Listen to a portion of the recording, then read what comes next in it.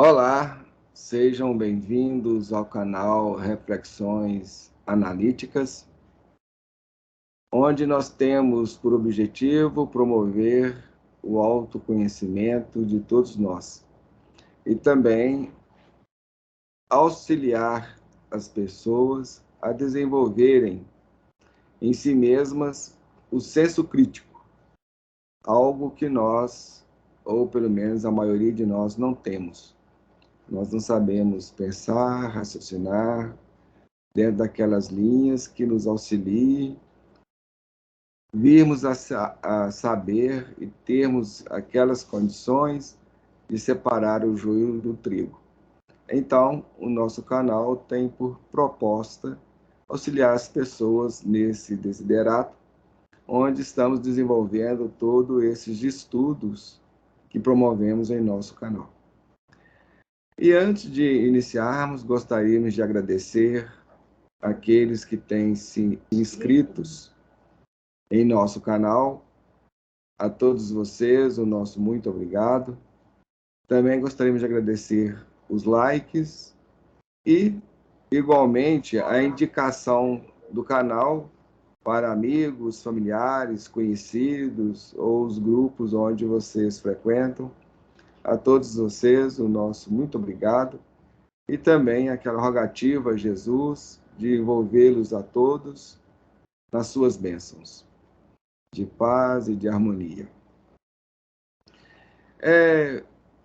Há uma notícia que gostaríamos de trazer, como nós temos desenvolvido pelo menos 3 séries de estudos em nosso canal. Primeira é o 15 princípios, ou aqueles princípios sagrados. Segundo é o tema vida, e depois o nosso lar. Então, para vocês poderem, nós criamos algumas playlists em nosso canal para facilitar vocês poderem assistir desde o início esses estudos. Para vocês acessarem a playlist, basta acessar a página inicial do canal. Para isso, vocês vão clicar ou em cima do nome do canal ou na imagem de logo do canal. Uma outra forma também de acessar a página inicial do canal é você digitando na barra de endereços do seu navegador, seja ele qual você que estiver usando, no celular, ou no tablet, no notebook, no computador, seja o Mozilla, o Firefox, ou o Microsoft Edge, ou o Chrome, ou o Opera, qualquer um deles, você digita lá na barra de endereços youtube.com/reflexões analíticas, sem acento, sem nada, tudo junto. E dando Enter, vocês vão parar na página inicial do canal. E ali vocês vão encontrar um menu, vídeo, playlist, alguma coisa, comunidade e sobre. O sobre é onde vai ter a descrição do canal, onde nós descrevemos as propostas e o objetivo do canal. E a playlist, vocês vão encontrar lá a playlist que nós disponibilizamos para vocês. Somos ou menos em torno de umas 7 playlists. Só vocês clicarem nela que cada vídeo correspondendo a um dos estudos vão estar relacionados ali. Então, nós temos o nosso lar, vida, os princípios, 15 princípios, as lives, nós também fizemos algumas lives, e umas outras playlists lá. Se vocês tiverem interesse, é só acompanhar. Bem, colocado isso, vamos fazer a nossa prece para iniciarmos os trabalhos de hoje.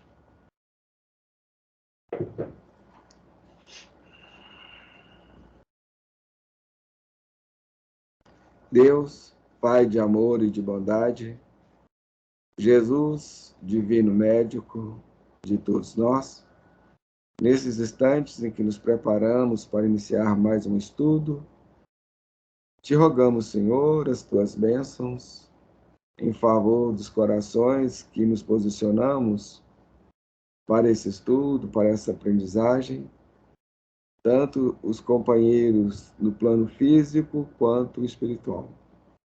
que as tuas bênçãos possam envolver a todos nós, fortalecendo-nos os bons propósitos e aqueles elementos edificantes que trazemos em nossa intimidade. Senhor da vida, te pedimos ainda a tua permissão para que possamos estarmos sob o amparo e a orientação dos nossos mentores e coordenadores espirituais. Que esses corações amigos e amoráveis possam encontrar em nós aquele espaço para nos auxiliar no entendimento, na absorção e na transmissão dos conhecimentos que nesta noite serão ventilados, daquelas informações necessárias à compreensão de todos. Lembrando, Senhor, os inscritos em nosso canal, te rogamos as tuas bênçãos em favor deles, bem como também de todos aqueles que virão nos ouvir ou nos assistir de futuro. Abençoe a todos nós e distendei estas bênçãos em favor de toda a humanidade. Deixando aqui os nossos agradecimentos, vos pedimos, ser conosco hoje e sempre, que assim seja. Aqui, antes de você começar, eu queria retificar o que eu falei semana passada sobre o quadro, lembra? Agora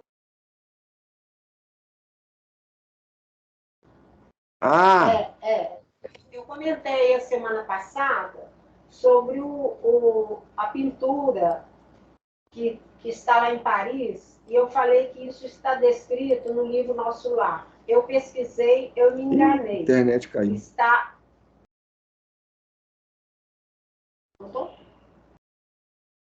Não, nem começou. Parece que está continuando, pode ir. Então eu tenho que voltar em tudo que eu falei? Não. Aí eu me enganei e falei que estava no livro Nosso Lar, mas eu pesquisei, está no livro Os Mensageiros. É sobre aquela pintura de São Dionísio que o pintor Bonatti fez, e eles falaram, vou esclarecer novamente, eles falaram que lá no plano espiritual tinha vindo aqui na Terra, porque esse quadro estava lá em Paris. Aí o mentor fala, não, vocês estão enganados. Ele que durante o sono físico veio aqui, viu a luminosidade do quadro e não sossegou enquanto não fez o quadro. Então, o de Paris é a cópia do nosso original aqui do plano espiritual. Então, isso está no livro Os Mensageiros, seu segundo livro da coleção André Luiz. Isso que a Vicentina está se reportando se refere a uma pintura feita por um pintor. Você olhou qual que era? O Bonatti. Bonatti? É o pintor Bonatti, falei mesmo. Ele chama Florentino Bonatti. O André Luiz encontrou esse quadro numa visita que ele fez numa cidade espiritual que ficava, me parece, até na zona umbralina. Daqueles corações que essa cidade foi construída ali para auxiliar aqueles que estavam necessitados de atendimento e auxílio.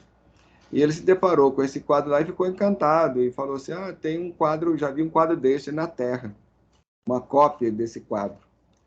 Aí o mentor esclarece que, na verdade, era o contrário. Esse pintor, o Bonatti, quando ele esteve no mundo espiritual, ele esteve visitando essa cidade e vendo esse quadro, se encantou demais com ele. E quando ele acordou aqui no plano físico, aqui na Terra, ele fez uma cópia desse quadro lá no plano espiritual. Então, o quadro original é o do plano espiritual e o da Terra é uma cópia. Nós tínhamos falado sobre isso num desses estudos da série Nosso Lar. Num deles aí a gente mencionou esse assunto. E aproveitando esse gancho dessa questão, nós gostaríamos de falar para vocês, esclarecer que nós não vamos, assim, destrinchar o livro Nosso Lar em todas as suas minudências, em todas as suas partes. Não. Nós vamos pensar algumas frases, algumas ideias e vamos trabalhá-las com vocês e guardamos aquela esperança, aquela expectativa de que vocês estejam nos acompanhando esse estudo através da leitura do livro Nosso Lar. Inclusive, nós recomendamos, sugerimos que vocês façam uma leitura do capítulo que nós vamos estudar. Hoje, por exemplo, nós estaremos iniciando o capítulo 1. Então, vocês fazem uma leitura dele, depois assistam o vídeo. E depois torna a retomar uma leitura do capítulo para vocês poderem fazer aquela correlação, aquela comparação, de que se vocês tiverem aquele alcance do entendimento, enfim, esse trabalho realmente é de um estudo. Os que não quiserem, tudo bem, é só acompanhar para saber que a gente está comentando, ok.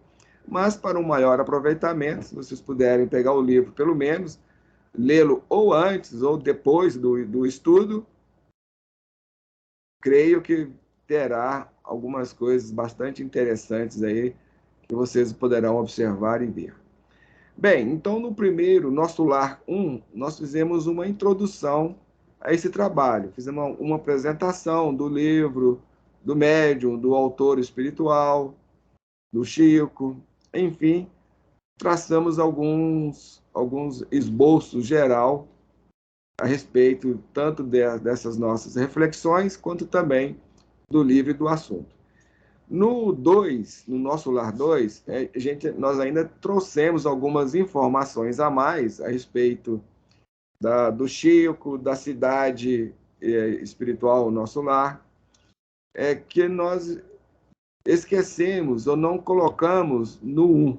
Então, geralmente, em cada capítulo, no início, nós trazemos alguns dados, alguns esclarecimentos que não foram colocados no estudo anterior, no vídeo anterior. Por exemplo, como essa questão que a Vicentina lembrou a respeito dessa obra que se encontra no Museu de Paris, do pintor Bonatti.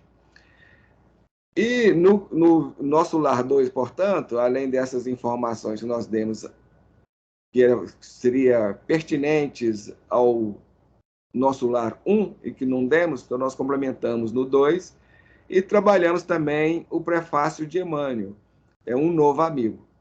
E no Nosso Lar 3, nós viemos trabalhar o prefácio do André Luiz. E no 4, nós fizemos um trabalho a respeito do umbral, porque a maioria das pessoas não tem muitas informações, não tem conhecimento a respeito desse assunto. Então, nós fizemos um trabalho abrangente, explicando o que é umbral, como é umbral, as divisões dele, onde ele fica, todo esse esboço, esse trabalho aí. O que esperamos vem agora ajudar vocês a entender e a compreender o capítulo 1 do livro Nosso Lar, que é exatamente onde o André Luiz vai descrever essa zona, uma das zonas umbralinas, aquela em que ele foi parar, onde que ele se viu detido por um determinado tempo, conforme nós veremos aí no desenvolvimento do estudo do livro Nosso Lar. Bom, então vamos compartilhar com vocês aí uma tela, onde nós trouxemos um resumo do capítulo que nós estaremos estudando hoje. Esse aqui não, esse.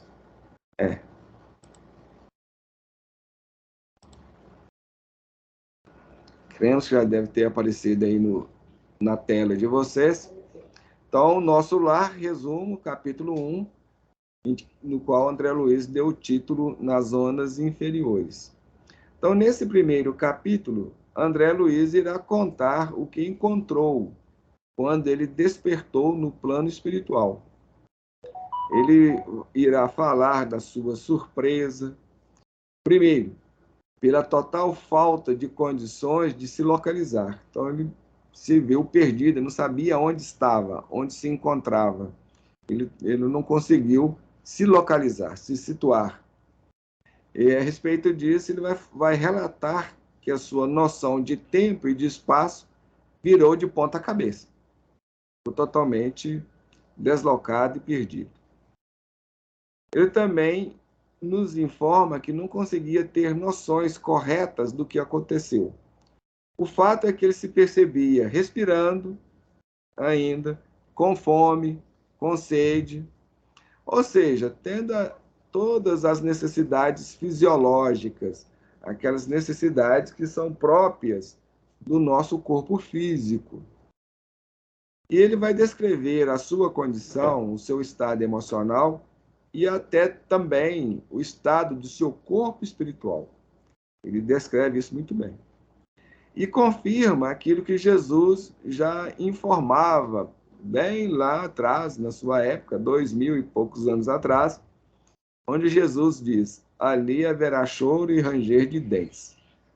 Ele fala a respeito disso e descrevendo isso em detalhes, essa situação e essa condição, esclarecendo, portanto, abrangentemente esta fala, este informe de Jesus. E contando que o seu primeiro movimento foi o de chorar, ou seja, verter lágrimas. André Luiz ainda irá nos dizer que, ou nos contar nesse capítulo, que ele só conseguia descansar ali por breves minutos. Ele conseguia entrar naquele estado de sono. E que após um bom tempo, ele conclui de que realmente morrera. Então chega um certo momento que para explicar toda essa situação, realmente estou morto. É a única explicação. E ele vai terminar o capítulo contando sobre a sua vida, falando a respeito do homem que ele foi, de sua postura e de sua relação com a religiosidade, e sobre os prejuízos que isso lhe trouxe por ele não ter valorizado não a religião em si, mas a religiosidade. E isso vai lembrar aquilo que o Emmanuel nos disse em seu prefácio, nesse mesmo livro, onde o Emmanuel diz de que necessitamos muito mais de espiritualidade, ou seja, a verdadeira religiosidade, e não de instituições. Ou seja, qualquer tipo de religião, seja ela catolicismo, evangelismo, espiritismo ou até mesmo espiritualismo. Isso é importante, que traz seus informes, esclarece, auxilia, mas não nos leva à mudança, porque o que é necessário é a espiritualidade, ou seja, a verdadeira religiosidade. E muitas vezes as instituições não conseguem transmitir isto ou levar as pessoas a criar ou alimentar em si mesmos esse aspecto. Ok? Bom, posto isso aí, vamos então para o capítulo propriamente dito, o estudo do livro Nosso Lar. Vamos alterar aí a janela. Está aí, então, o primeiro capítulo, ele designou nas zonas inferiores. E antes de nós iniciarmos, a gente gostaria de lembrar uma vez mais, porque nos episódios anteriores, nós falamos sobre isto, particularmente no episódio 2, quando comentávamos sobre o prefácio do Emmanuel, onde nós dissemos ali naquela oportunidade, e voltaremos a dizer aqui novamente, que a escrita dos espíritos ela é muito densa. Consequentemente, esse livro, Nosso Lar, ele é muito denso a sua escrita. Cada frase ela é cheia de significados, de lições, de informações. Então, nós não vamos trabalhar aqui todas as facetas, todas as nuances, todas as perspectivas e ângulos de cada frase, porque aí levaria muitos e muitos estudos. Esse estudo se multiplicaria em 1000 episódios, algo por aí. Portanto, nós vamos pensar algumas frases e trabalhar algumas ideias aí com vocês que estiverem nos acompanhando nesta jornada no estudo desse livro, Nosso Lar, que é um dos livros bastante interessante, como acabamos de dizer, bastante denso, muito cheio de orientações, de esclarecimentos e de informações. Posto isto, vamos lá. O André Luiz vai iniciar o livro falando que ele guardava a impressão de haver perdido a ideia de tempo. E isso é um aspecto bastante interessante que nós já trabalhamos em nossos estudos anteriores. Eu não sei se foi em qual dos estudos que foi, ou se foi em alguma das lives, onde nós esclarecemos na oportunidade, informamos que o mundo espiritual, na verdade, é a dimensão temporal. Então, como que nós, que estamos aqui na Terra, encarnados nessa dimensão física, percebemos a dimensão espiritual? Porque nós estamos dentro dela. A dimensão espiritual nos envolve, nos acolhe, nos permeia, nos penetra. Então, nós sentimos e percebemos essa dimensão espiritual de uma forma ou outra. Só que nós não temos consciência disso. Nós não criamos essa consciência, nós não criamos essa ilação. E vocês não vão encontrar essa informação na maioria dos expositores aí, daqueles que vêm falar, principalmente nas linhas aí do Espiritismo. A dimensão espiritual nós a percebemos como tempo. Então, o tempo é a dimensão espiritual. Então, nós aqui o percebemos como tempo. Bom, para eu poder explicar isso para vocês, tem que fazer todo um trabalho aí na linha da filosofia e também da ciência, onde tem que trabalhar aí, apresentar esse modelo do universo, onde a gente vai apresentar essas questões dimensionais. Então, o espaço que nós existimos aqui, nessa dimensão física, para nós ele é o espaço, onde a gente vai ver 3 definições. Mais uma vez, a trindade. A gente trabalhou isso aí, estamos trabalhando esse aspecto de trindade na série Os 15 Princípios, ou os Princípios Sagrados. Recorram a esses estudos, que lá nós vamos trabalhar esse aspecto de trindade. Então, novamente, trindade. A terceira dimensão são 3 aspectos. Nós vamos ter a altura, o comprimento e a largura, definindo a dimensão espacial. Então, a dimensão espacial tem 3 aspectos. E a quarta dimensão, o que é? A dimensão temporal, que é essa dimensão espiritual. Então, quando nós morremos, na verdade, a gente retorna ou volta, a gente entra na dimensão temporal. E essa dimensão temporal passa a ser para nós o espaço. E o tempo vai virar a eternidade. Então, o tempo para o espírito é a eternidade. Por isso que vocês vão ver em todos os relatos da espiritualidade, quando eles contam e falam a respeito do mundo espiritual, a primeira coisa que eles vão dizer é exatamente isso que o André Luiz vai falar aqui. Perder a ideia de tempo, porque lá a gente não vê a passagem do tempo. Porque o tempo para eles é a eternidade. E a eternidade é aquela sensação, aquela percepção de algo que não tem início e nem fim. Então, realmente, é um impacto muito grande para a nossa mente, para a nossa percepção mental, para nós.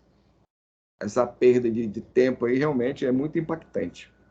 Isso nos abala psicológica e emocionalmente em grande profundidade.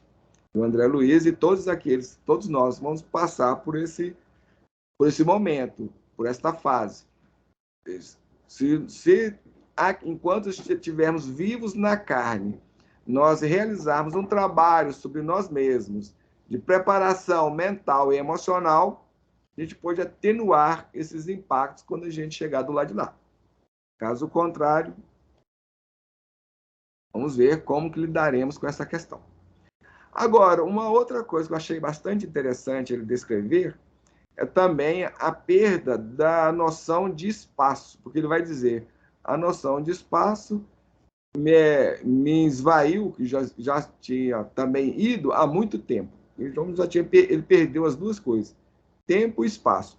O tempo, como eu acabei de explicar, dá para entender. Agora, o espaço, aí realmente é difícil entender o que ele quis dizer com essa perda de espaço e o que provocou isso. E como eu falei, a dimensão do tempo passa a ser a dimensão espacial. Então, era para ele perceber, ter uma certa noção de percepção de espaço. Bom, refletindo sobre isso, me ocorreu uma coisa. Para nós aqui, por exemplo, como que a gente perde a noção de espaço? A gente está dormindo. Quando a gente entra num ambiente bastante escuro, onde a gente não consegue enxergar nada, nessa situação a gente não tem noção de espaço. A noção de espaço realmente aí fica perdido, a gente fica desnorteado, sem saber como é que é. Pelos descritos da espiritualidade, as zonas umbralinas, elas são escuras, principalmente em algumas determinadas regiões. Então, pode ser que, em função dessa situação, dessa condição, isso venha a ocorrer, ou ele tenha passado por isso, por esse motivo, por essa razão. Mas isso aí é uma ideia, é uma ilação da nossa parte, que ele não pode bater o martelo e firmar com toda certeza, porque ele também não explica isso. Ele não diz nada a respeito, ele não desenvolve essa questão, ele apenas menciona o fato. Mas também tem algum sentido, se nós formos pensar que o espaço, na verdade, é a dimensão temporal, então pode ser que realmente tenha aí alguma relação com essa questão também. Então, e também pode ser as duas coisas juntas também. Bom, então fica aí essa observação que eu acho bastante interessante, essas duas questões, essa impressão de perder a ideia de tempo e a noção de espaço.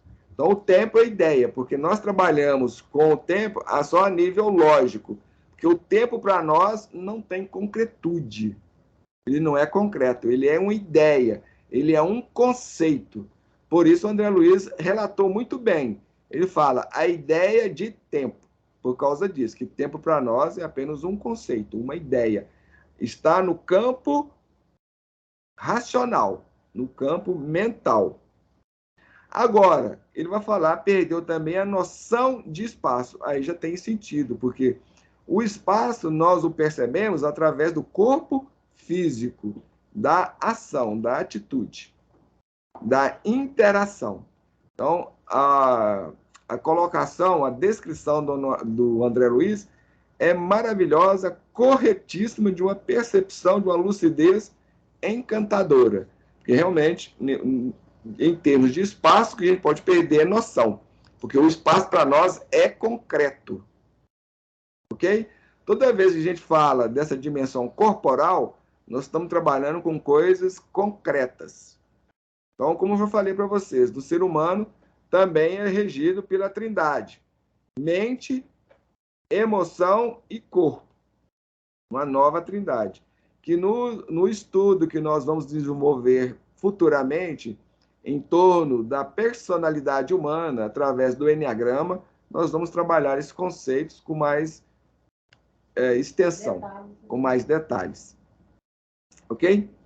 Bem, o próximo ponto que ele vai dizer ele chegou a um certo momento que ele se tornou convicto, que ele realmente concluiu que não mais pertencia ao número dos encarnados no mundo. Ou seja, ele já não fazia mais parte dos vivos da carne.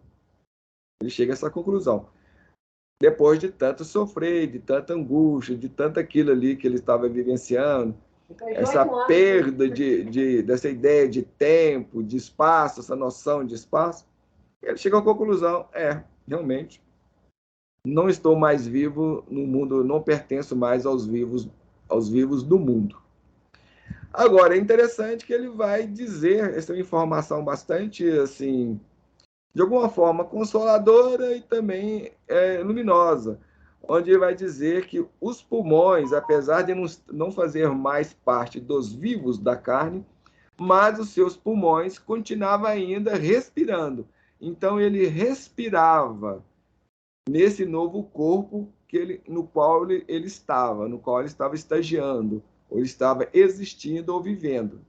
Então, esse corpo espiritual, ele respira, assim como o corpo físico. E ele vai dizer ainda que ele respirava a longos haustos, ou seja, a respiração nesse corpo espiritual, ele é muito mais profunda, ela é muito mais sentida, ela é muito mais intensa, ela é muito mais viva. Porque o ar Se para nós ele é vida, para o corpo espiritual ele carrega, ele traz muito mais elementos de vida. Porque, na verdade, vocês também não sabem disso, porque a doutrina espírita, o espiritismo e as religiões não falam desse tema, mas nós temos 3 formas de alimentação. Novamente a Trindade. 3 formas de alimentação. O nosso corpo físico se alimenta através da comida grosseira e da água. É a primeira forma de alimentação. A segunda forma de alimentação é o ar. Então, o ar é alimento para nós. Ele ajuda na manutenção do corpo físico. E a terceira forma de alimentação, que é a mais difícil de ser compreendida. Vocês lembram, se vocês foram lá nos nossos estudos da Trindade, no 15 princípios, Trindade Universal e também vida, e no próximo estudo, matéria, nós estamos falando sobre isso, e comentando lá sobre o elemento neutro. Então, nós temos a força positiva, a força negativa e a força neutra. E o elemento neutro nós explicamos, que é muito difícil de gente compreender ele, e até mesmo de vê-lo, de observá-lo. A mesma coisa ocorre aqui nessa Trindade. A terceira forma de alimentação que nós temos é as impressões ou as percepções. Então, a gente se alimenta através do que a gente escuta, vê, sente, percebe, cheira, degusta, sente, tudo isso. Mas nós não vamos entrar em detalhes dessa questão porque não é o nosso foco, nosso objetivo aqui. Só estamos trazendo alguns elementos aí para vocês pensarem a respeito. Bem, então, a respiração para o corpo espiritual é de fundamental importância. E ele vai falar que ele não sabe desde quando ele se tornou joguete de forças irresistíveis. Então, ele estava numa situação em que ele não tinha controle. Ele perdeu essa questão de controle. Ele é jogado de um lado para o outro. É interessante, porque quando nós estamos vivos na carne, aqui nessa dimensão física, a gente tem a impressão de ter controle nas coisas. Mas isto é uma das nossas ilusões. Nós somos muito iludidos a respeito desse tema e desta questão. Quando a gente morre e volta para o plano espiritual, esta é uma das ilusões que nos é arrancada, que nos é tirada. E ali a gente se vai ver tal como é a nossa situação e a nossa condição. E o André Luiz vai descrever isso aí muito bem. De repente ele se viu como um joguete. Era jogado de uma situação para outra sem ter controle. É como se ele fosse arrastado, ele fosse levado. E nós aqui vivemos isso. Aqui, na verdade, nós somos pessoas reagentes. Nós não temos controle, nós não temos domínio. Porque nós não nos conhecemos. Para a gente ter controle e domínio, há necessidade de se conhecer, do autoconhecimento, de nós sermos senhores de nós mesmos. Então, nós não dominamos nem os nossos pensamentos, nem os nossos sentimentos, e dominamos mal o nosso corpo. Mal. Daí, em função de um certo controle que a gente tem sobre as questões corporais, a gente acha que tem controle de tudo, e não temos. Essa é uma ilusão. O André Luiz ele vai descrever esse fato, esse dado, dessa realidade que todos nós vamos enfrentar quando retornarmos para o prato espiritual, e todos nós vamos retornar. É uma questão de tempo para nós. Bem, se nós fizermos um trabalho sobre nós mesmos aqui, a gente vai chegar do lado de lá numa outra situação e num outro estado. Esse é o cerne da mensagem do André Luiz. E principalmente, ele vai falar isso no seu capítulo, no seu prefácio, Mensagem de André Luiz. Isso está lá, vocês podem assistir o nosso vídeo aí, 3, vídeo 3, Mensagem de André Luiz. Nosso Lar 3, Mensagem de André Luiz. A gente abordou um pouco essa questão lá. O André Luiz lá trabalha isso maravilhosamente bem ali, naquele prefácio dele, de uma forma poética, de uma forma encantadora, essas questões. Bom, ele vai dizer como ele perdeu a ideia de tempo, ele vai dizer que não sabia a partir de quando em que ele deixou ou se viu naquela condição de ser joguete dessas forças que o levava ele a uma situação a outra, de um estado a outro, de uma condição a outra. Então ele vai dizer, impossível esclarecer. E aqui ele vai descrever uma situação que muitas vezes as pessoas leem essa frase aqui, que vai dizer o seguinte: sentia-me, na verdade, amargurado, doente, nas grades escuras do horror. Então aqui ele está relatando a sua situação e a sua condição. E muitas vezes as pessoas leem essa frase aqui achando que está falando de uma forma alegórica. E na verdade não é. Ele está descrevendo a sua situação emocional, seu estado emocional, psicológico e até a sua situação física do corpo espiritual. Ele, é interessante que ele coloca lá, amargurado, doente. E aí ele vai descrever a sua condição. Cabelos eriçados, coração aos saltos. Então, cabelo eriçados, o seu estado físico, do seu corpo espiritual. Coração aos saltos, o seu estado emocional. Medo terrível que lhe assenhorava. E muitas vezes ele gritou como louco. Implorou piedade e clamou contra o doloroso desânimo que o subjugava, no qual ele se via subjugado, aquele desânimo, aquele desespero. Porque é aquela situação que você tenta sair dela e não consegue, acaba, chega um momento que você cai no estado de desânimo. Então você vê que ele gritou, ele esbravejou, esperneou. Mas, ao fazer isso, o que ele tinha de retorno? O silêncio. Nenhuma resposta. Então o silêncio absorvia o grito dele, e o grito dele não era um grito qualquer, porque ele vai falar, absorvia a voz estentórica. Era um grito realmente de alma, aquele grito de forte. E outras vezes, o que ele recebeu como resposta, em vez do silêncio, eram lamentos. Lamentos ainda mais comovedores do que os dele mesmo. Então, aqueles que eu respondia aos seus clamores, às suas angústias, às suas inquirições. É isso que a gente já falou em diversas oportunidades, quando nós falamos, muita gente boa vai se encontrar depois da morte decepcionado. Ele não vai encontrar aquelas situações, aquelas condições que gostariam. Por quê? Para nós não nos vermos dentro dessa situação do André Luiz, temos que trabalhar em duas linhas, no bem e sobre nós mesmos. Na nossa mudança comportamental, de atitudes, trabalhando na superação dos nossos defeitos, das nossas falhas, dos nossos pecados. Porque todos nós somos pecadores. Não existe ninguém que não tenha pecado. Existiu praticamente dois seres na Terra que não tiveram nenhum pecado. Jesus e Maria de Nazaré. Esses dois não tinham pecado. Porque já tinham realizado esse trabalho de aperfeiçoamento de si, eles já se encontram para além da condição de angelitude. Então, eles não tinham necessidade de reencarnar na Terra.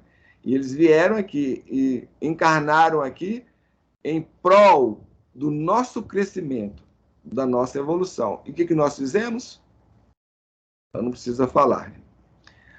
E outras vezes, ele recebia como resposta aos seus clamores, aos seus lamentos também, gargalhadas. E as gargalhadas sinistras que rasgavam a quietude ambiente.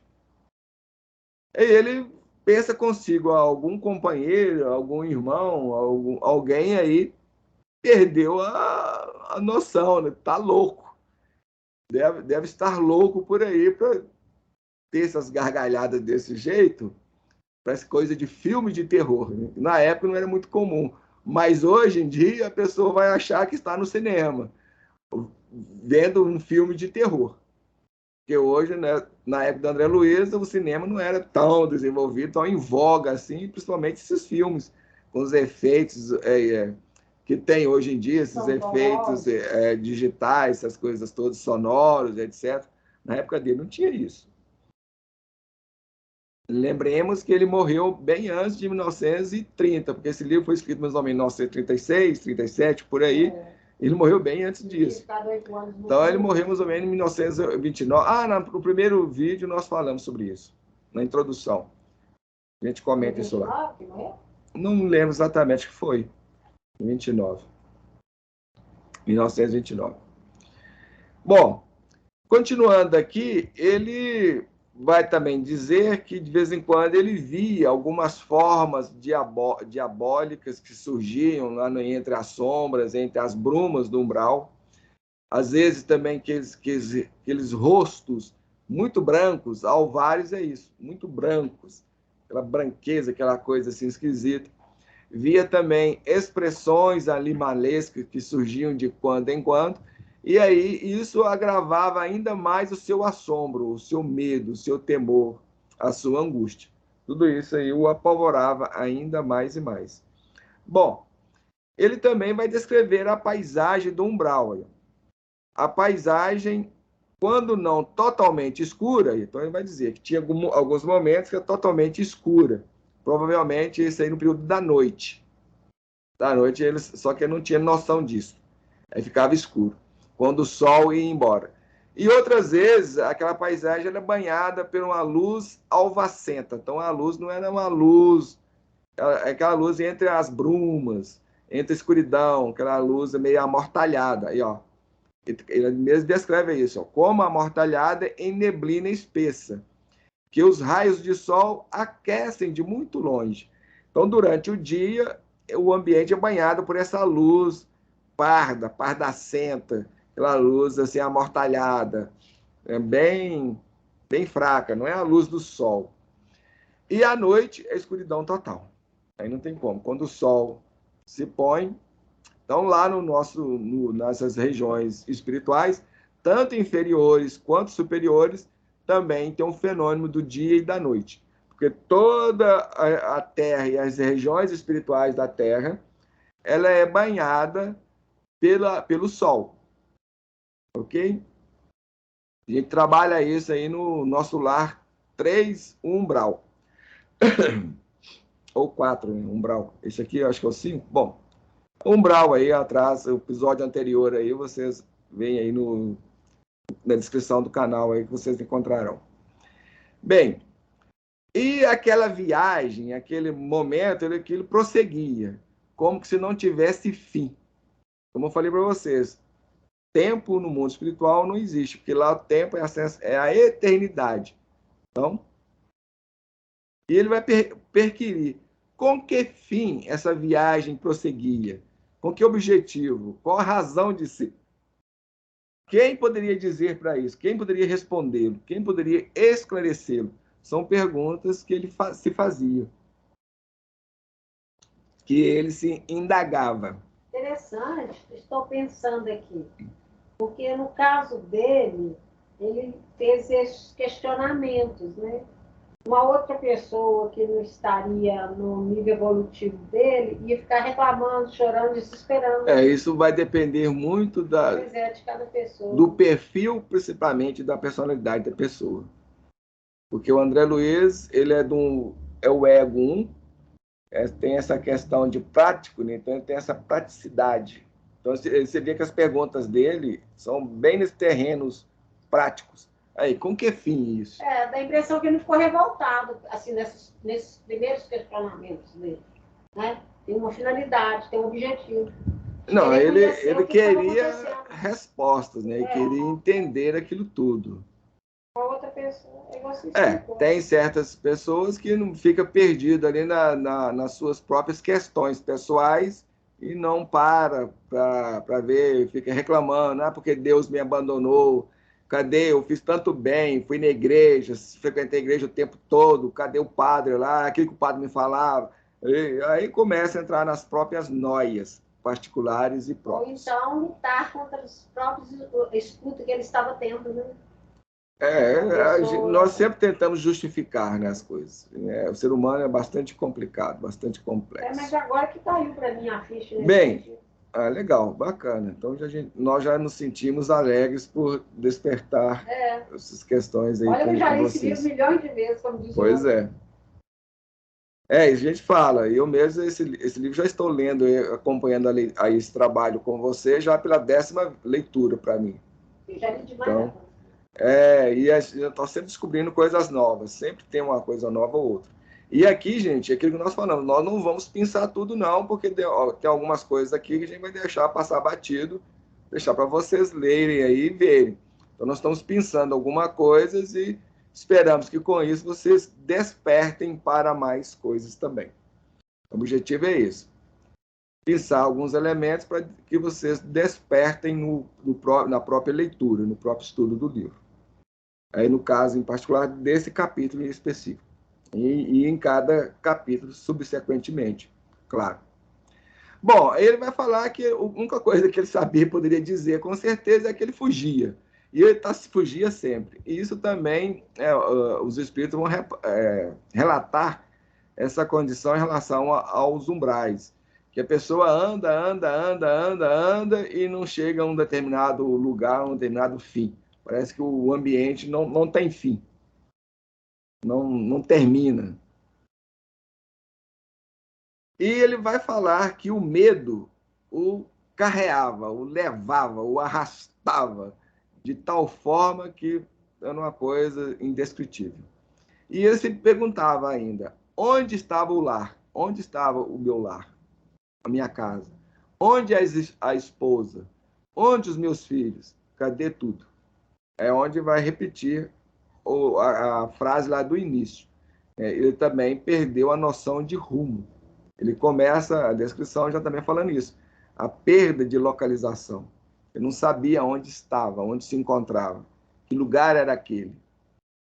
E o receio do ignoto, ou seja, o medo do desconhecido, o pavor daquela escuridão que ele se via ali envolvido, absorvia todas as faculdades de raciocínio, ou seja, diante daquela situação, daquela condição, ele não conseguia pensar com clareza, com lógica. Isso que ele está falando. E depois ele vai falar que isso começou a ocorrer logo que ele se desprendeu do seu corpo físico em pleno sepulcro. Ou seja, ele se viu naquela condição de muitos de nós que é enterrado junto com o corpo físico. Então ele se desprendeu dos laços, dos últimos laços com o corpo, do corpo físico, em plena sepultura. Isso ocorre muito. Quando a gente não tem merecimento, quando nós não temos condições, quando a gente não fez um trabalho sobre si, quando a gente tem uma vida desregrada, nós fizemos o mal, provocamos muitas intrigas, prejuízos, danos, desequilíbrios, seja emocionais, financeiros, materiais, psicológicos aos outros, corremos o risco quase certo de nos vermos em situação semelhante. E quem quiser saber disso, o livro Memórias de um Suicida relata muito bem esse estado, com mais detalhes. O André Luiz aqui não descreve essa situação, ele apenas menciona o fato, ele conta o fato, ele não descreve o que ele experimentou em função disso, não detalha essa questão. Como ele não detalha, nós também não. Mas existem livros que fazem detalhes em relação a esse tipo de situação, de condição.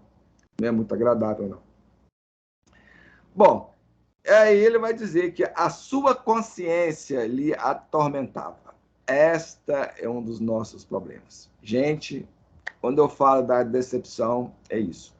Porque aqui no mundo físico, aqui nessa dimensão que nós encontramos, como nos disse um mentor espiritual, nós narcotizamos a nossa consciência. Ou seja, nós entorpecemos a nossa consciência com mentiras, com justificativas, com desculpas, de diversas formas, com diversos meios. Nós utilizamos de diversas estratégias para entorpecer a nossa consciência, para a gente não encará-la. Mas, quando a gente volta para o mundo espiritual, aí a danadinha, tipo. Por isso que no mundo espiritual não existe mentira e enganação. Lá a gente não pode enganar os outros. Lá não adianta, é o mundo da verdade. Lá não adianta eu querer parecer ser o anjo. Não vou enganar ninguém. Não vou. Nem a mim mesmo. Que a consciência grita. Agora, existem algumas questões de exceções, de problemas aí que nós não vamos entrar aqui no mérito. Mas existe em si no mundo espiritual também. Da pessoa, por exemplo, a pessoa fica presa no seu ódio e justifica o seu movimento de vingança. Mas a pessoa fala, é claro, eu estou me vingando, por isso, por isso. Aqui na Terra a gente engana o outro. Não, se eu sou grande amigo, mas está espetando ele pelas costas. Pelas costas fala mal dele, critica, denigre, uma série de coisas. No mundo espiritual isso não é possível. Bem, ele vai dizer que esse tormento consciencial era tão grande que ele preferia, olha só o termo que ele usa, bastante chocante. Ele preferiria a ausência total da razão, ou até não existir. Impactante esse relato. Bom, vamos pular aí algumas coisas e vamos para a próxima frase que nós pensamos aí, que ele vai dizer o seguinte: ele reconhecia agora, quer dizer, chegou um certo momento, um certo instante ali dessa vivência que ele passou, que ele experimentou. Aí para trás ele vai descrever aí a sua situação, então vocês leem aí, ele vai dizer das lágrimas do choro que ele teve, aquele choro contínuo, incessante, etc. Várias coisas que ele vai descrever, mas a gente vai passar batido sobre isso e vocês prestem atenção no que ele está dizendo aí, descrevendo. Bom, então chegou um certo momento em que ele reconheceu que ele estava em uma dimensão diferente da dimensão física. E essa esfera, essa dimensão, ela se erguia a partir do chão, da poeira do mundo. E agora era tarde demais. Ou seja, tarde demais por quê?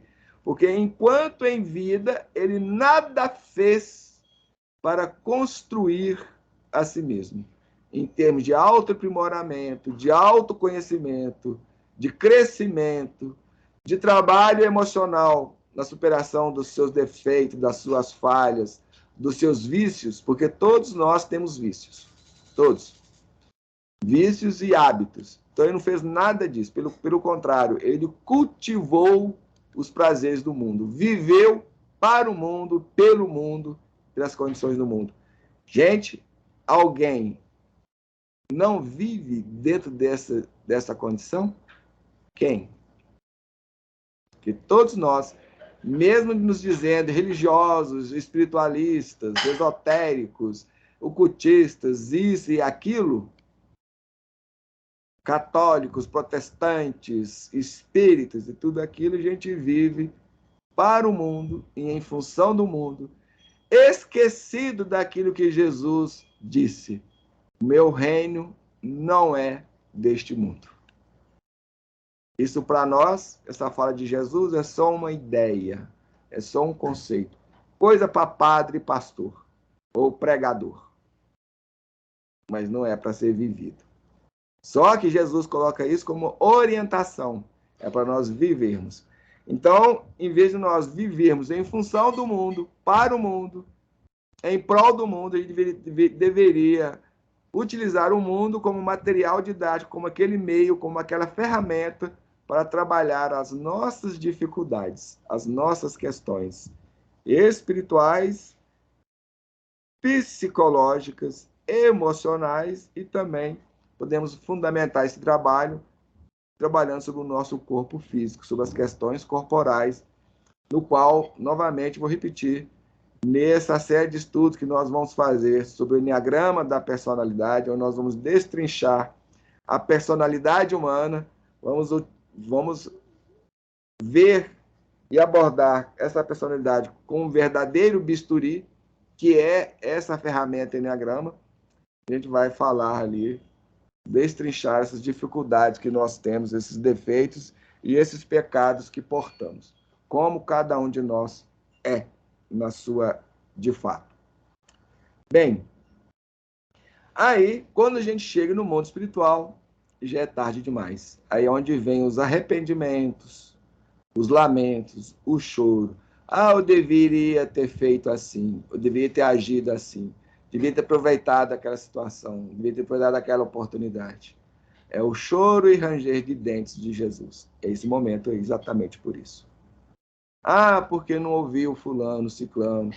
Olha, que cara chato lá, me mandava tantas mensagens lá de estudo, me chamando, convidando para estudar, participar, pensar. E eu nunca liguei. Aí já é tarde demais. Quando você se encontra no mundo espiritual, fazer o quê? Pois é aquele que diz, oportunidade perdida.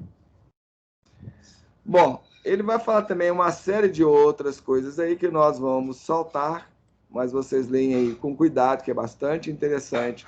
Ele vai falar dos pensamentos angustiosos que atritavam o seu cérebro, aqueles projetos de soluções que muitas vezes vinha para ele ali, mas incidentes, e aí a pessoa começa a fazer uma revisão da vida. Né? A pessoa começa a fazer uma perquisição da sua postura, das suas atitudes, dos seus comportamentos, de como ele pensava, do que ele sentia, diante de tudo isso, das situações que a pessoa viveu.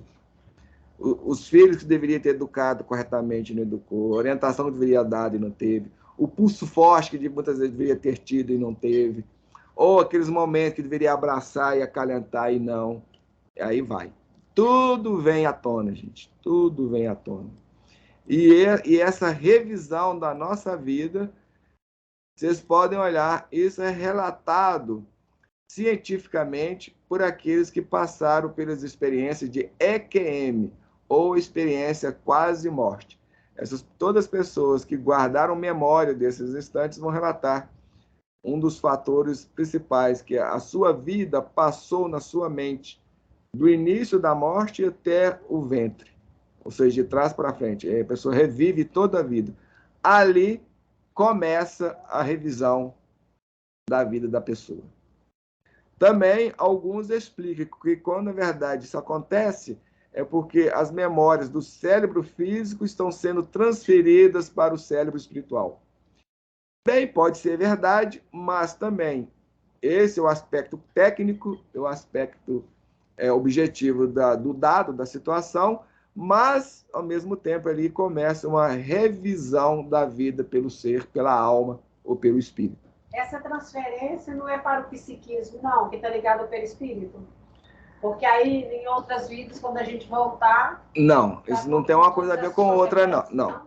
Você tem a personalidade vicentina, um cérebro vicentino físico, que guarda um monte de memórias. Então, alguns falam que quando você morre, as memórias do que estão no campo físico, essa transferência dessas memórias para o campo espiritual, é que ocorre, para o cérebro espiritual ocorre isso. Então, as memórias da Vicentina, não de outra personalidade, não. Não tem a ver com outras personalidades, não. Tem a ver com a Vicentina. Agora, até onde se é verdade ou não, assim, apesar disso explicar, mas é estranho, porque o nosso cérebro físico ele é envolto pelo cérebro espiritual. Então, de alguma forma, o cérebro espiritual já está guardando essas memórias, já estão pegando essas memórias. Por que isso ocorre no momento da morte? Qual o real motivo e razão? Bom, pode ser que essa explicação das transferências seja verdade, seja verdadeira, seja correta. Mas, de qualquer forma, no aspecto moral, no aspecto espiritual, a gente pode ver que ali começa uma certa revisão, o espírito começa a rever a sua vida, começa a fazer uma análise da sua vida de forma inconsciente, de forma consciente, da onde passa esse processo, não conscientemente.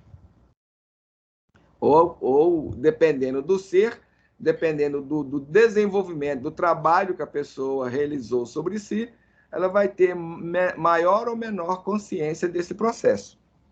Alguns espíritos até descrevem que chegam do lado de lá sem ter vivido essa situação, sem ter passado por isso. Então, isso depende muito do nível do ser da pessoa que se encontra. Mas, com certeza, em algum momento, quando nós estamos no mundo espiritual, nós vamos passar por isso. Principalmente aqueles que vão para as colônias espirituais, para as cidades espirituais, que as cidades avançadas, em que as pessoas têm por objetivo o crescimento pessoal, o aprimoramento, o seu próprio desenvolvimento. Aí, essa questão da análise é primordial. Então, muitas vezes a pessoa faz essas análises acompanhada dos seus orientadores espirituais. E as pessoas vão pontuando. O André Luiz mesmo descreve isso de alguma maneira. Quando ele está conversando com Clarencio, com Lísias, lá no hospital, eles estão pontuando para ele, ó, aconteceu isso com você por causa disso, daquilo. Bem, e o André Luiz vai dizer que não houve nenhum momento na sua existência, até aquele momento ali, em que o problema religioso surgiu tão profundo a seus olhos. Então chegou aquele momento de sofrimento, de desespero, de angústia naquela situação que ele começou a pensar nas questões, no problema religioso. Ou seja, que nós estamos aqui, nós somos religiosos de superfície. Como diz o ditado aqui no Brasil, para inglês, ver. Essa é a nossa postura religiosa. E isso aí é o impacto. Ele vai descrever isso lá. Os princípios puramente filosóficos, políticos e científicos lhe afiguravam agora extremamente secundários, porque o mais importante eram as questões religiosas. Não religiosas nesse aspecto convencional, mas aquela religiosidade, espiritualidade. É nesse sentido que está falando. Então, as questões filosóficas, políticas, o que importa no mundo espiritual, naquela situação que estava vivendo, todas essas questões, os aspectos científicos, tecnológicos, ali, tem sentido nenhum. Aqui na vida a gente dá extrema importância para isso. A gente vive por causa disso, briga com os outros, mata os outros por causa disso. Futebol, carnaval, sexo, política. E lá de lá não vale um centavo. Exatamente. Ele vai dizer, significava, a meu ver, valioso patrimônio nos planos da terra, mas nós não damos valor a esse patrimônio, a esse trabalho nas bases do religare. Quando a gente fala religião, nesse sentido de religare. E religare eu tenho que me conhecer, de autoconhecimento, autoeducacional. Religare é isso.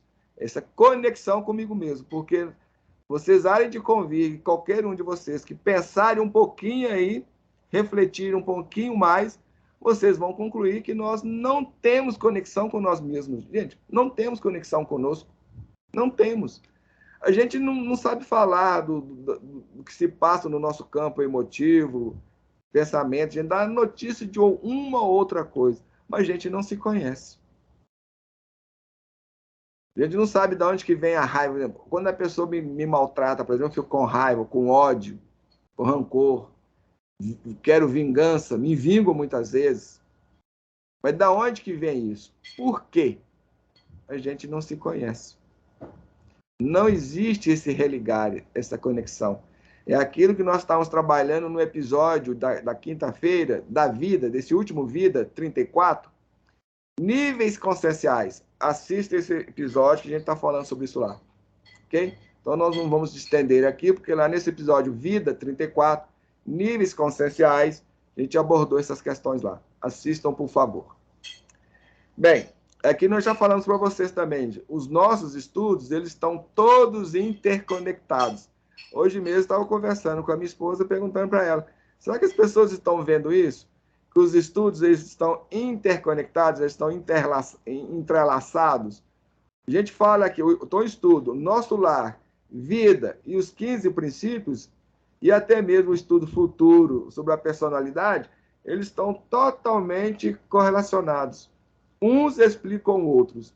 Então, temas que a gente trata lá vai explicar temas aqui e vice-versa. Por isso nós falamos que o nosso canal, o objetivo dele é auxiliar as pessoas a se conhecerem. Então, todos os estudos que nós fazemos aqui no nosso canal são de fundamental importância para os que se despertarem para as verdades da vida. Os que querem continuar adormecidos não tem sentido nenhum. Bom, continuemos. Cada um sabe o que constrói e faz para si mesmo. Você está falando isso, está dando lembrar. Hoje eu lendo Imensidão dos Sentidos, lá fala claramente que nós só conseguiremos crescer se a gente tiver a observação de si mesmo. A gente tivermos o empenho, ou seja, utilizarmos essa ferramenta, a observação de si, para nos conhecer. Porque, na verdade, a observação de si mesmo é uma ferramenta, é um método que você utiliza, que nós utilizamos para conhecer a nós mesmos. Bem, continuando aqui no que ele está falando, então, naquele momento, ele pôde compreender e entender que essa questão religiosa, dessa religação do autoconhecimento, ele é um patrimônio valiosíssimo nos planos da Terra, mas que a gente não dá valor. E ele vai falar isso, ó. Mas urgia, então era urgente, é de importância reconhecer que a humanidade não se constitui de gerações transitórias, porque nós damos valor às questões do plano material. As afeições que a gente alimenta por aqui, das relações que nós temos por aqui, das questões financeiras, materiais e etc. Então, só que nós, enquanto ser humano, enquanto humanidade, isso é passageiro, porque nós somos espíritos eternos e estamos a caminho de gloriosa destinação. Qual que é essa destinação? A angelitude, a perfeição. Só que a angelitude, essa perfeição, só é alcançada com o nosso trabalho sobre nós mesmos, nas conquistas e na superação das nossas dificuldades, nesse processo tão cantado e decantado de nossa parte, de autoconhecimento, autoeducação. Sem isso, a gente não alcança esses níveis. E vai ser complicado para as pessoas chegarem num estado melhor no mundo espiritual quando morrerem, se não tiverem nesse processo de busca e de autoconhecimento. Bem complicado. Então, ele verificava que de alguma coisa permanente, que permanecia acima de toda a cogitação intelectual, alguma coisa ficava acima de tudo isso. E esse algo é a fé. E que a fé é a manifestação de Deus em nós. Só que essa fé não é a fé religiosa, não é a fé cega das religiões, que você tem que crer, acreditar naquilo que lhe é pregado, naquilo que lhe é informado, naquilo que lhe é dito no seu meio religioso. Não. Essa fé é aquela fé que a gente constrói dentro de nós mesmos. É a fé lúcida, racional, lógica, de bom senso. É aquela fé, conforme Kardec nos diz, que é capaz de encarar a verdade ou a ciência face a face em qualquer época da humanidade, com lucidez. É a fé raciocinada, a fé lúcida, que nasce no nosso íntimo, na nossa intimidade. Aquela fé que nos dá a certeza e dá confiança na gerência, ou na gestão divina ou de Deus em nossas vidas. Aqui na Terra a gente fala, eu tenho fé, mas aí minha mãe adoece, um irmão adoece, ou eu mesmo adoeço e eu entro em desespero. Minha filha tem um câncer e eu me desespero. Cadê fé? Não existe fé. Não tem fé. É a crença cega. Simplesmente isso. É uma crença. Então, Deus para nós é crença, não é verdade, não é realidade. E também Jesus também vai para as mesmas coisas. Bem, mas ele, chegando nessas análises, nessas conclusões, só como ele mesmo fala, tardiamente. Tardiamente, tarde demais. Porque ele não construiu nada nesse campo. Ele não fez nada nesse sentido. Aí, de fato, ele vai dizer, ó, eu conhecia as letras do Velho Testamento, então ele conhecia as letras do Velho Testamento, e vai dizer mais, muitas vezes eu folheei o Evangelho, então ele folheou, entretanto, era forçoso reconhecer, tá vendo? Como eu falei, no mundo espiritual é o mundo da verdade, ele se via obrigado a reconhecer que ele nunca procurou as letras sagradas com a luz do coração. Então era tudo pro forma, para saber. Então, curiosidade mesmo. Curiosidade, para saber. Aquele religioso que vai na igreja lá e adora conversar, papear, ouvir, pregar para os outros, mas não pratica nada daquilo que está aprendendo. Vai lá, o padre pregando e a pessoa falando do sapato da colega lá, da vizinha, do fulano está na frente, a roupa que ela está usando. Fútil. Fútil. Pessoas fúteis. Vazias. Estão lá enganando a si mesmas e os outros. Então, ele identificava essas letras sagradas, ou seja, a Bíblia, essas letras do Evangelho, do Antigo Testamento, através da crítica de escritores menos afeitos ao sentimento e à consciência, ou em pleno desacordo com as verdades essenciais. Ou seja, ele identificava isso aí também, ele estava alinhado aos materialistas. Por isso que nós dissemos lá no início que o André Luiz era um materialista. Porque ele disse identificar com essas pessoas. Então, se ele se identificava com elas, ele se colocava no mesmo patamar, na mesma condição. Então, ele não era um religioso, porque ele mesmo está falando, ó, em desacordo com as verdades essenciais e também não tinha aquele sentimento real, verdadeiro, efetivo, uma coisa consciencial de lucidez. Em outras situações, ele interpretava essas letras sagradas juntamente com sacerdócio organizado. Sacerdócio organizado, aqueles que constituem as igrejas e pregam para os outros, sem jamais sair do círculo de contradições, onde ele se estacionou voluntariamente. Então, uma questão de escolha. Se nós vamos na igreja lá e ouvimos as coisas erradas e enganosas que nos são ditas, e a gente se adequa àquilo, é uma escolha da minha parte. Então, as religiões estão aí negando, por exemplo, a reencarnação, falando que isso é coisa do demônio, coisa do capeta. Se eu concordo com isso, porque eu quis, eu optei por isso. E dentro do próprio Evangelho mesmo, nós vamos, nos 15 princípios, nós vamos trabalhar isso, dentro do próprio Evangelho mostra claramente a ideia da reencarnação, apesar de todo o trabalho que fizeram ao longo da história para sumir, desaparecer, extinguir, acabar, arrasar com essa ideia dentro do Evangelho. Mas lá ela permanece, oculta entre as letras que mata.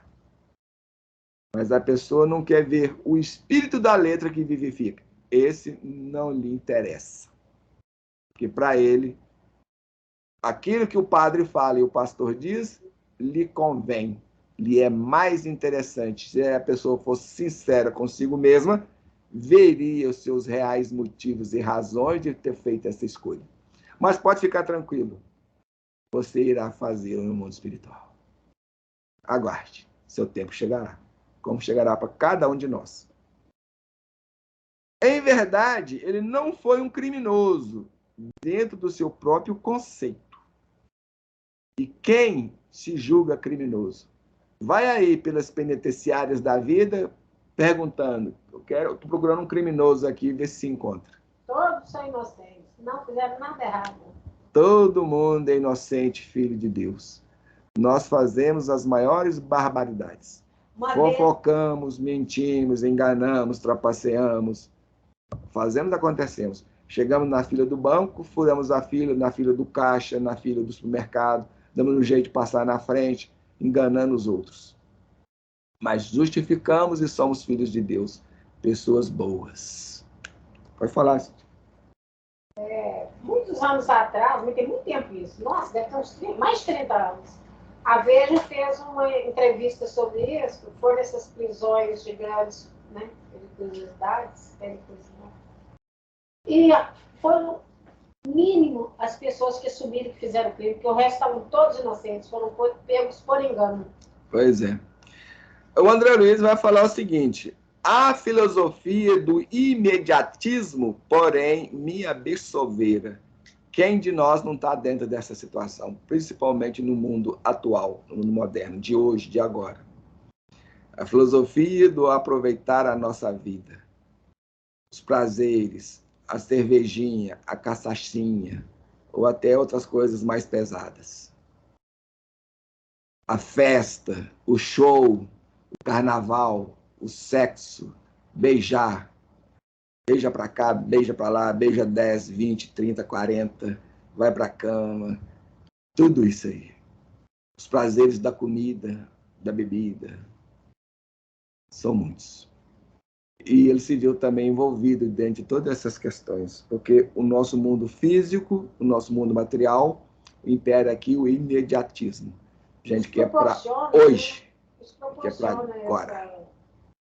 Gente, não estamos dispostos a abrir mão dessas questões. Esta é a porta larga e nós optamos por ela. E o autoconhecimento, esse trabalho sobre si, é a porta estreita. E para fazer ele, eu vou ter que abrir mão de todo esse mundo aí, a gente não está disposto. Vá. Porque esse mundo nosso aqui, ele nos proporciona tudo isso. Aí a gente vê o seguinte, que a busca, o melhoramento, tem que ser peculiar a cada um, né? E não ele entrar nesse barco aí, porque está todo mundo indo, estão indo também, né? Mas nós fazemos isso. É aquilo que Paulo Stas fala, eu sou do mundo, isso é do mundo, né? Mas nós fazemos isso. Infelizmente, essa é a nossa postura e a nossa atitude. Então, André Luiz vai nos informar e nos esclarecer que a existência terrestre dele, que a morte transformou totalmente, não foi assinalada de lances diferentes de todo mundo, do comum, da craveiro comum, do corriqueiro na vida de todos nós, de todos nós.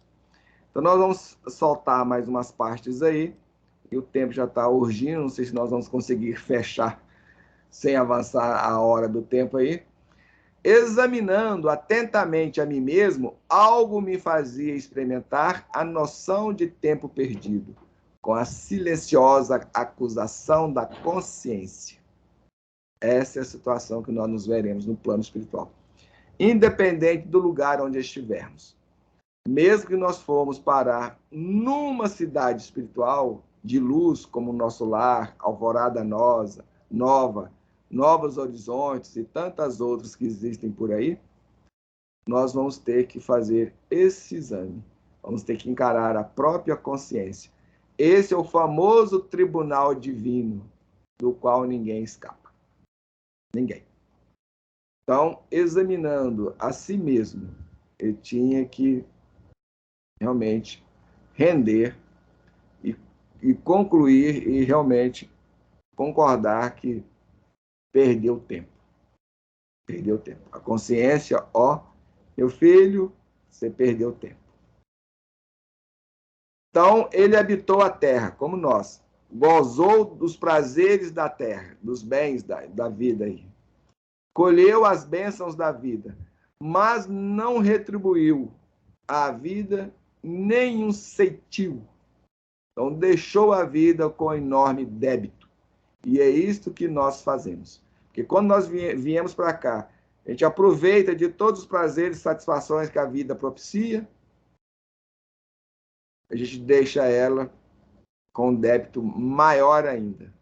Porque não é esse o objetivo da vida por aqui. Não é esse a razão de estarmos vivendo aqui agora, nessa época, dentro dessas condições, dentro dessas circunstâncias, etc. E tal. Então, ele teve pais que foram generosos, fizeram sacrifícios, muitos sacrifícios por ele, mas ele nunca avaliou isso. E nunca pensou a respeito disso. Dos sacrifícios que seus pais fizeram em função dele. E nós, será que a gente pensa do sacrifício que os nossos pais fizeram por nós, para a gente chegar aonde nós estamos hoje, dentro dessa situação que nós estamos hoje? Noites mal dormidas, hospitais, isso e aquilo. Os filhos só sabem cobrar. Nós sabemos fazer, só cobrar.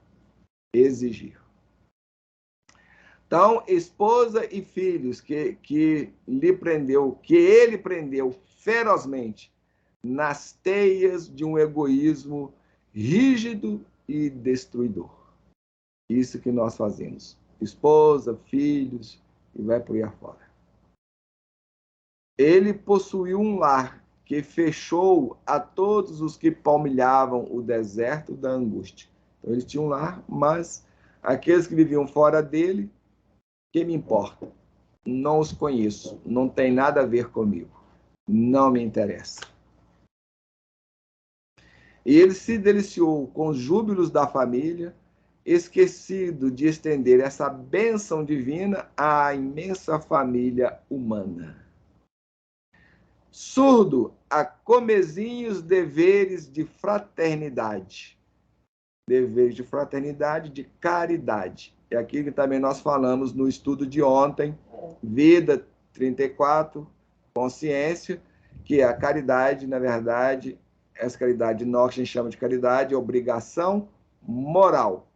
Ou seja, deveres de fraternidade. Deveres de fraternidade é igual obrigação moral. Então, eu tenho obrigação moral de auxiliar o outro, principalmente aquele que está em situação mais difícil, sem condições. É uma obrigação moral, isso não é caridade. Mas ele foi surdo, como muitos de nós, como a maioria de nós. Enfim, como a flor de estufa, ele agora não suportava a realidade do clima das verdades eternas. É isso que nós somos. Nós somos flores de estufas, porque cultivamos ilusões. E quando a gente chega no mundo espiritual, a gente vai ter que enfrentar o clima das realidades eternas ou das verdades eternas. E aí é que o bicho realmente pega. Então, muitas vezes, muitas pessoas acham que está tendo uma vida difícil por aqui. Espera você chegar do lado de lá, você vai ver o que é difícil. Às vezes, o câncer que a gente enfrenta aqui é uma delícia. É doce de leite. Não desenvolvera os germes divinos que o Senhor da vida colocou em sua alma. Ó nós. Então, para a gente desenvolver, quais germes divinos são esses? É os potenciais que existem dentro de mim. Inteligência, raciocínio, lucidez, consciência, respeito, amor, fraternidade, solidariedade, compaixão, entendimento. São germes divinos. E para a gente desenvolver esses germes divinos, o único caminho é do autoconhecimento, utilizando o método e passando pelo método da autoeducação. Se eu não me educar, mas para eu me educar, eu tenho que me conhecer. Eu tenho que saber quais são os meus defeitos, quais as minhas dificuldades, quais são os meus problemas, mas ninguém quer falar sobre isso. Quando a gente vai falar sobre isso, todo mundo pula fora. Acha ruim, fica triste, fica depressivo. A gente quer saber das coisas boas, dos prazeres, do lado bom. Mas do lado bom não precisa trabalhar. Não preciso trabalhar a virtude, eu tenho que trabalhar as sombras, mas essas ninguém quer encarar. Então, na verdade, ele vai falar ainda mais, porque ele sufocou esses germes divinos criminosamente no desejo incontido de bem-estar. É isso que a gente faz. A gente busca o próprio bem-estar e sufoca todo o resto. A gente assassina, por isso que é criminoso. Eu penso o seguinte, buscar o bem-estar, tudo bem, mas você tem que lembrar do outro também, né? Fazer algo pelo outro. Né? E não ficar no egoísmo só de busca de bem-estar. O problema é que o verdadeiro bem-estar só está nesse trabalho de autoconhecimento e aprimoramento. O verdadeiro bem-estar só está nas virtudes. As ilusões do mundo, a situação do mundo é passageiro, isso ficará. Então, esse bem-estar que você tem aqui, um bom apartamento, uma boa casa, um bom carro, uma boa condição financeira, tudo isso vai para o beleléu. Não valerá um centavo do lado de lá. Não vai lhe trazer nada. Agora, o sacrifício que você fez em prol do seu autoconhecimento, do seu crescimento, essas lutas, essas angústias de enfrentar as nossas sombras, os nossos pecados, os nossos traços negativos, ruins que todos nós temos, isso sim vai nos promover do lado de lá. Bom, como ele vai falar, não adestrou órgãos para a vida nova, que nós fazemos. Porque na medida que nós nos envolvemos nas ilusões e buscamos as ilusões, a gente, na verdade, a gente assassina esses órgãos superiores da alma, do espírito. A gente não os desenvolve, porque o desenvolvimento deles passa, permeia pelo trabalho de autoconhecimento, de autoeducação. Vamos repetir isso várias e várias vezes. Estou lendo aqui o que é adestrar, né? Porque na hora que você lê assim, você assusta, né? Estou lendo aqui, adestrar é você ser capaz, ser hábil em alguma coisa, habilitar-se, preparar-se. Adestrar, no caso, é educar. Você ser capaz. É aprimorar. Então, eu vou aprimorar esses órgãos. Qual órgãos que são isso que se refere? Consciência, lucidez, observação, atenção, amor, compaixão, solidariedade, fraternidade, etc, etc. Todas as virtudes.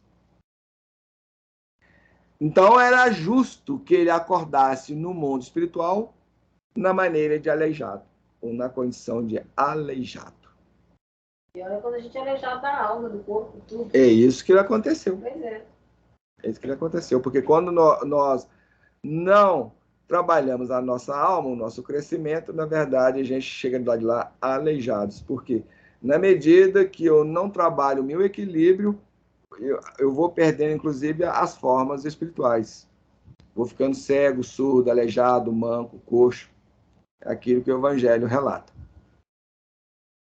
Bom, aí ele se despertou do lado lá na maneira de aleijado, porque não restituiu ao rio infinito da vida, da eternidade, e não pôde acompanhar, a não ser compulsoriamente, a carreira incessante daquelas águas no qual ele se viu de lá. Então ele se encontrou do lado de lá como um mendigo infeliz, exausto, em pleno deserto, perambulando à mercê de impetuosos tufões. Quais tufões são esses? Da realidade, da verdade. Isso que nós vamos encontrar. É o tufão da realidade, o tufão da verdade. Então vai terminar esse capítulo dizendo: ó amigos da terra, um verdadeiro lamento, um verdadeiro clamor. Quantos de vós podereis evitar o caminho da amargura com o preparo dos campos interiores do coração? Faz uma alertiva. Gente, trabalhem sobre si, se conheçam, se eduquem. Realmente procurem desenvolver a fé verdadeira em vocês mesmos. Comecem a procurar viver com sinceridade, com verdade, os ensinamentos do Cristo, de Jesus. Porque isso vai lhes evitar muitas angústias, muitas tempestades, muitos furacões, muita dor, muita treva, muito sofrimento. E ele fala: acendei as vossas luzes antes de atravessar a grande sombra. Qual sombra é essa? A barreira da morte. Porque a morte para nós é uma sombra. Do lado de lá a gente não conhece nada. É o desconhecido. O que é depois da morte? Não sei. Alguns até falam para a gente, dizem, mas ninguém voltou aqui para contar. Sim, voltou. Muita gente já voltou e já contou. Só que nós não aceitamos. A gente recusa. Porque a gente não quer acender as luzes. Por isso Jesus vai dizer: quando acendeis vossas candeias, colocai-as sobre o alqueire para iluminar, e não debaixo da cama. É o que nós fazemos. Nós queremos apagar. Quando alguém manda alguma coisa para... Eu mesmo tenho algumas pessoas que eu mando esses estudos para eles, lá, os links do YouTube, eles nem têm visto mais o WhatsApp comigo. Eles nem olham mais, eles encheram o saco. Mas eu continuo mandando. Os cunhados, as cunhadas por aí, etc. Algumas pessoas assim, então não querem saber. Se vamos acender a nossa luz, sigamos o Cristo. Vamos colocar ela sobre o alqueire, para que ela possa iluminar aqueles que estão à nossa volta. Então vamos dar o nosso exemplo, exemplificar na nossa vida. Pregar para os outros através do exemplo, do nosso comportamento, das nossas atitudes. Buscai a verdade, antes que a verdade vos surpreenda. Por isso que o nosso canal aqui, o lema dele, já falamos isso em diversos estudos, nós somos eternos buscadores da verdade. Porque o que nos interessa é a verdade. Não é se o Espiritismo disse, o Catolicismo disse, o Protestantismo disse, se Jesus disse, o Evangelho. Não nos interessa. O que nos interessa é a verdade. Então, buscai a verdade. E devemos buscar, antes de tudo, a nossa verdade, para que essa verdade não venha nos surpreender futuramente. Suai agora, para não chorardes depois. Suar agora é trabalhar. Então, trabalhem, gente, enquanto vocês estão aí no campo do mundo, no campo da vida biológica, da vida física, para não ter que chorar do lado de cá. É isso. Então, vamos pensar com bastante carinho. Queria acrescentar alguma coisa, Cintina?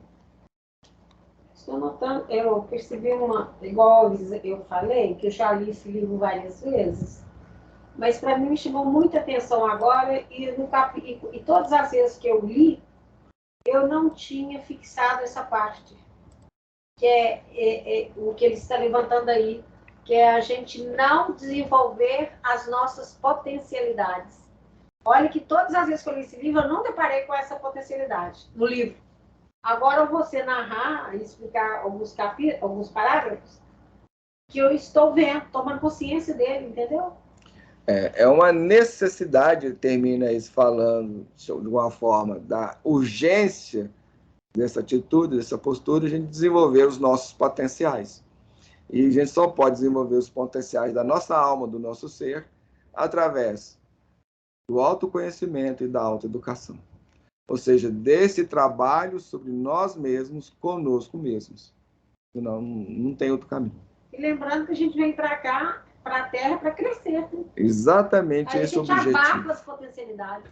Nós viemos aqui com esse objetivo, buscando o nosso aperfeiçoamento. Mas quando nós chegamos aqui, a gente se envolve na busca da vivência dos prazeres do mundo, das satisfações que o mundo proporciona.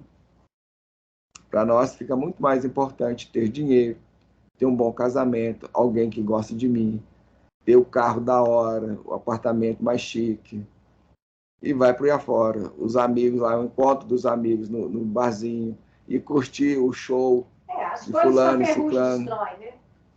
Nós vivemos perdidos nisso, envoltos nisso. Vivemos em função dessas coisas. E esquecidos de todo o resto.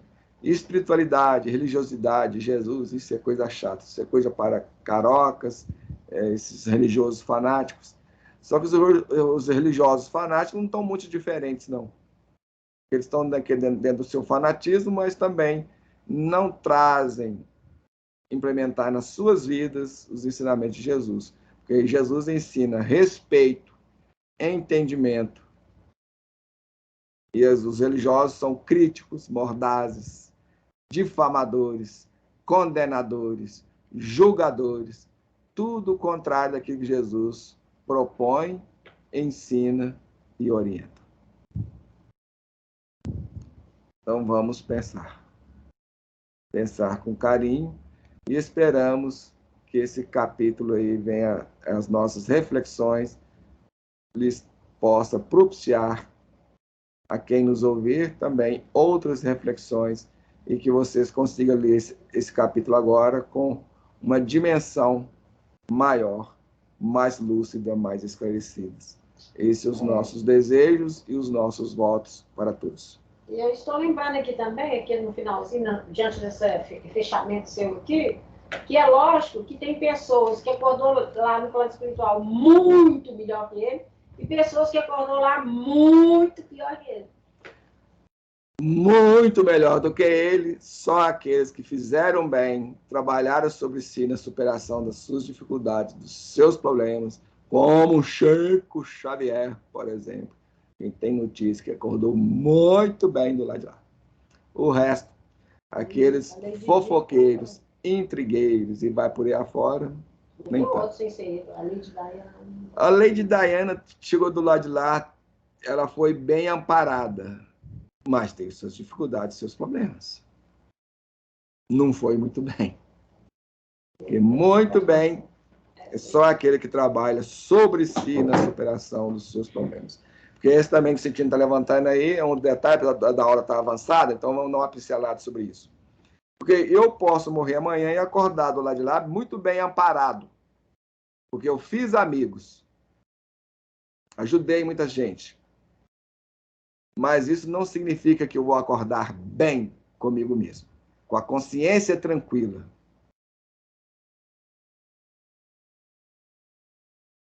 Isso é outra coisa.